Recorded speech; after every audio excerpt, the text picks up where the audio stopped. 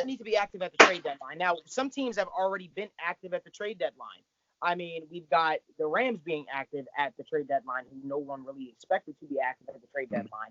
We've got the Ravens, who were active at the trade deadline. If you guys need me to jog your memory, Marcus Peters gets traded to the Ravens. The Rams acquire Jalen Ramsey from the Jaguars. The Rams acquire Austin Corbett from the Browns. So they're making moves, and I also heard that they're not done just yet. We saw today that the Seattle Seahawks traded for Quandre Diggs from the Detroit Lions, and the Detroit Lions players are absolutely pissed right now. So it could be some trouble brewing over there in Detroit, and I felt like that was a team on the mend, but I don't think a lot of people were too happy about that. So Alameda, I see all that to say. I mean, we saw the Patriots earlier this morning trade for Muhammad. They traded a second-round pick. We saw the Denver Broncos trade Emmanuel Sanders to the 49ers. Alameda, who else needs to be active at the trade deadline? And tell me who you think they should trade for, or who you think they should be trading. Should they be buyers? Should they be sellers? Talk about it. Falcons. Okay. I hate to say it. I mean, it's something that was done. Buyers or sellers? I hate to say it. I think they need to be sellers. Okay. I think they need to be sellers because it's this season. They have the team in place. We both talked about this. They have the team in place. Sure. So I feel it's gone too far downhill for them to even turn around. They'd like to be buyers, but I think that they got to somehow not blow it up completely. I disagree. You think it's the opposite? You think it's the opposite? Yeah, I do. I think I don't think necessarily. I don't even know if they need to do anything. Honestly, I don't think trading Mohamed Sanu away today helped their causes. I mean, sure, you gained an extra second-round pick, but if we're being honest with you, that we're knowing where the Patriots are going to pick, that's an extra third-round pick. So I get where you're coming from when you say they need to be sellers, and everybody might say, yeah, they need to be sellers. No.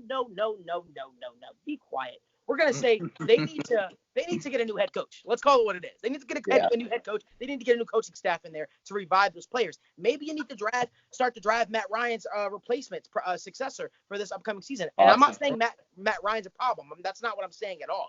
But typically when Matt Ryan has been with Mike Smith. Matt Ryan has also been now with Dan Quinn.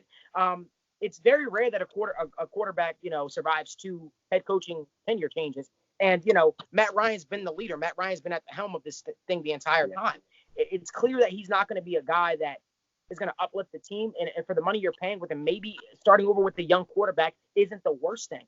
I understand he just paid Julio Jones a big contract. But these are decisions, Thomas Dimitriov, these are the decisions, Mr. Blank, that you guys got to think about. These are the decisions that you guys made, right? So you have to make your bed with the lion, but you have young talent. You still have got Grady Jarrett there. Me personally, if I'm the Falcons, my number one priority outside of getting a new coaching staff in there, I'll tell you what it is. My number one priority is getting a guy, if I'm in position to get a guy in the draft, by the name of Chase Young from Ohio State.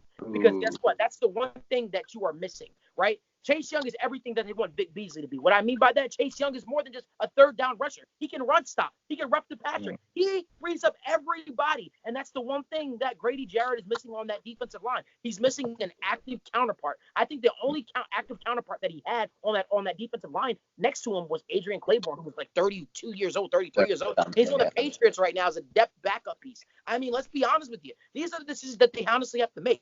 It's going to be tough ones, but you already signed Julio Jones. Okay, so you got him tied up into money. So now you have to make decisions for your future. You have to ask yourself. You have to analyze who is going to be the future of our team and who is not. Well, obviously the head coach Dan Quinn and his coaching staff need to go. Okay, you need new guys in there.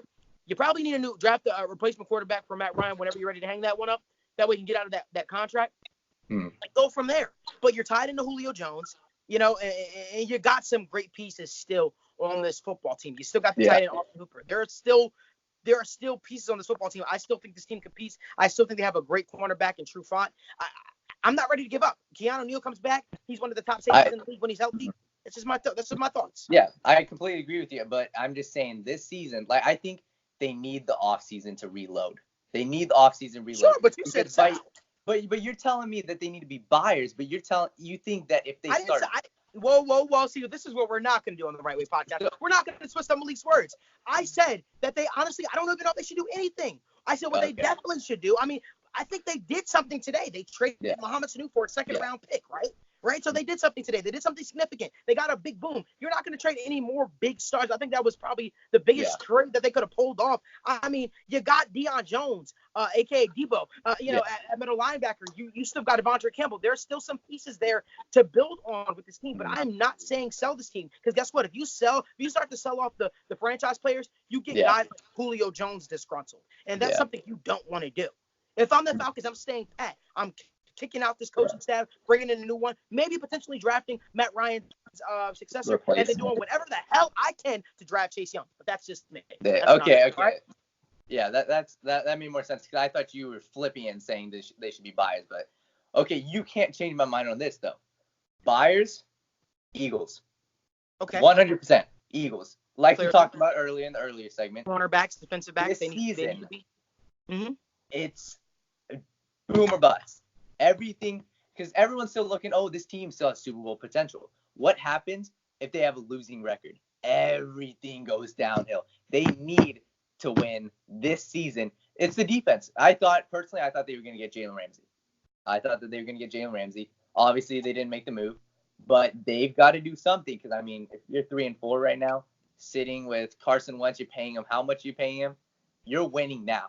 100%, you're winning now. So give up some draft picks. I don't care. You need to win now. Go out and acquire some talent. I'm not disagreeing with you at all. I think they definitely need to acquire some guys in the defensive backfield.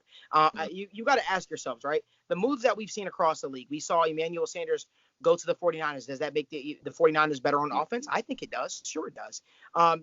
But I mean, that's just me. I think it does. I think that you now have a true number one receiver. I mean, he's going to definitely, help them out. The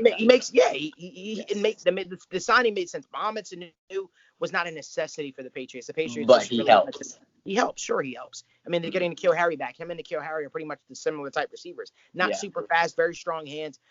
Can make a lot of contested grabs. I mean, that's what they are, right? I mean, but I don't think the Patriots necessarily needed him. I think the Patriots just wanted to add another receiver. I know the Raiders are looking to add pass rushing help. I don't know if that's necessarily a bright move. You draft a guy in the first round with your top pick, Clelin Ferrell. You would think that this guy is going to be, But once again, that's none of my business.